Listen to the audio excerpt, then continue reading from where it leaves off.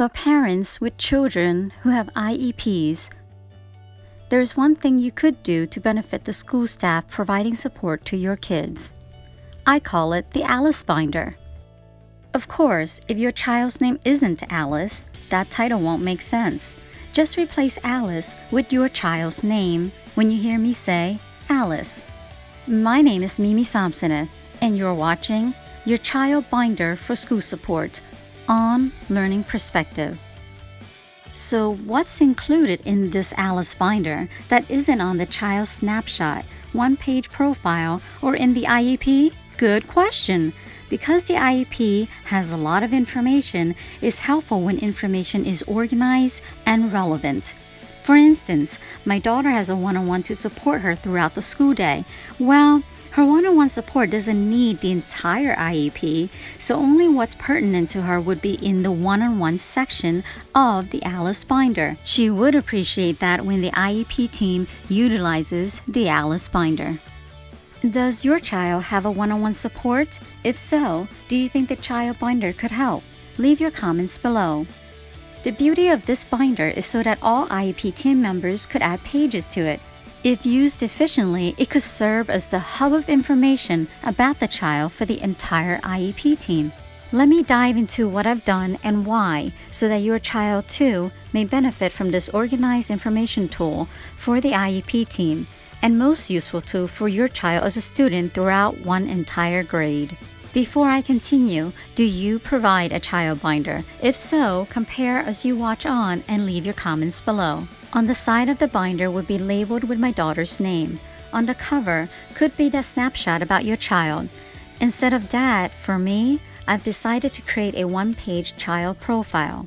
You can watch how to easily make this yourself or download it by clicking on the links in the description below. And I'll show you the removable dividers in a moment.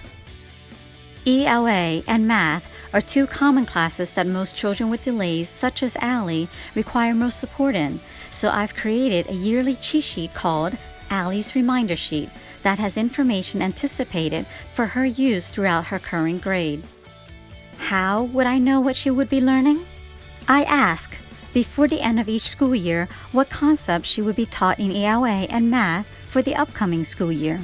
Then I would tailor the information into visuals that best triggers Allie to remind herself of concepts she's learned or been exposed to.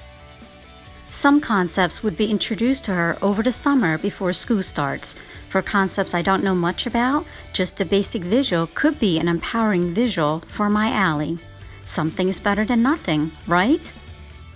These reminder sheets would be laminated to withstand being handled the entire school year. Plus, Allie would be able to write and erase on them using dry erase markers. This actually is a tool teachers are familiar with. Some teachers create their own, what is known as the desk plate, which is a downsized version of this for all their students. This is not novelty.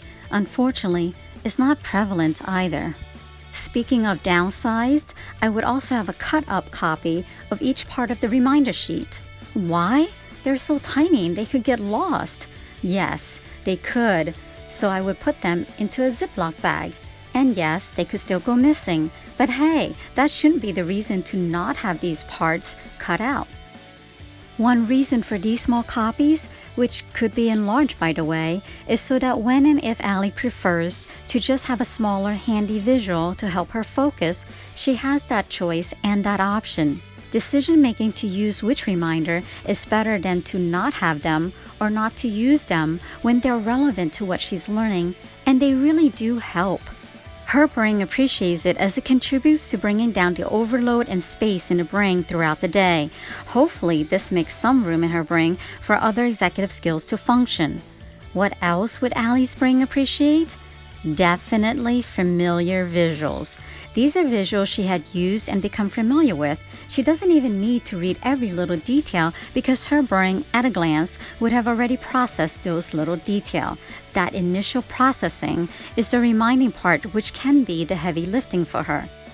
These reminder sheets support Allie by enabling her to fast forward from being reminded to start applying her knowledge to do schoolwork. If you're interested in any of these reminder sheets, click in the links in the description below for the grades your child will be attending. Or Make your own. Your child's brain will appreciate it. It's hard. If you need more time. I also find it helpful myself as I'm referring back to it throughout the school year while helping Allie with homework.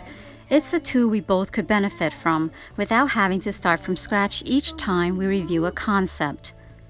New concepts or more in-depth strategies taught throughout the school year would need to be created because not everything can be captured into one reminder sheet beforehand in hindsight. It's like the 80-20 rule of thumb. This captures or reminds 80% of the materials, and 20% of new materials would need to be created or updated. That's much less than starting from scratch and creating 100% of the materials to support your child process information throughout the school year. Throughout the school year, I create test visuals. You can click on the links in the description below if interested. Test visuals also get put into the Alice binder. What else, other than the cover page and these reminders, go into the Alice binder? For school staff who interacts with Allie, there's a section about her from head to toe, mainly with information on her needs and how to support her, written in layman's terms, rather than special education language.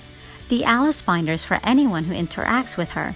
Information is a crucial part of supporting a child with an IEP. By making it available in an organized fashion, it could serve as an effective collaboration and communication tool for the entire IEP team. The key is that it has to be used and used collaboratively and consistently. How can that happen? By referring to it throughout the school year in correspondences and at meetings. More Q&A. When do I provide the Alice binder? In the beginning of the school year, along with school supplies. What's on the back of the binder? Listed in bullet points, the sections and purposes of the Alice binder. How is the Alice binder organized? Headings, concepts on tabs are removable. Dividers are colored and have titles to the sections. Dry erase markers can be used on sleeves. Copies of templates can be made, and familiar reminder phrases for Allie to readily process frequently forgotten or helpful specifics to trigger her memory. Decrease her executive functioning load. Provide her with some confidence on the concept. And enable her to perform her best on tasks. What else would you include in your child's binder? Leave your comments below. I hope you found the Child Binder tool, or as I call it, the Alice Binder, helpful and could be purposeful to create one for your child. See the links in the description below for some resources if you'd like to get a jump start. Otherwise, there's nothing wrong with starting from scratch in the first time around anyway. Click like, subscribe, and don't forget to hit the notification bell for more IEP tools to support your child on Learning Perspective. Thanks for watching.